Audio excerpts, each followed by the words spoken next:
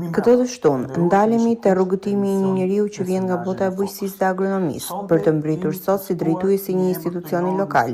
Një histori e ndërtuar me punë, këmbgulje dhe përkushtim në thjeshtësinë e një qyteti me emër të madh, Kuçova, qyteti i njerëzve të mëdhenj në një qytet të vogël. Një profesionist me eksperiencë të gjatë që njeh mirë pulsin e qytetit të tij të lindjes dhe rrethinave, realitetin e Kuçovës dhe historitë e një intelektuali që shpesh mbetet në hije. Zëri i tij ka qenë gjithmonë pranë fermerëve në komunikimin e përditshëm, në këshillat e mbështetjen për bujqësinë lokale. I ftuari i radhës është Nazmi Suli, drejtori i drejtorisë së bujqësisë pranë bashkisë Kuçovë, qytetar i një qyteti naftotarësh, i përkushtuar ndër vite ndaj bujqësisë dhe fermerëve.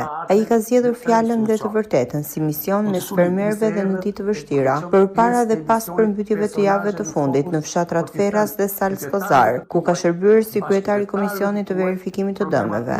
Nazmi Suli do të flasë për profesionin, sfidat, rrënjët dhe njeriu pas punës, për pasionin dhe përkushtimin ndaj agronomisë, pa filtra por me realitetin bardhëzi.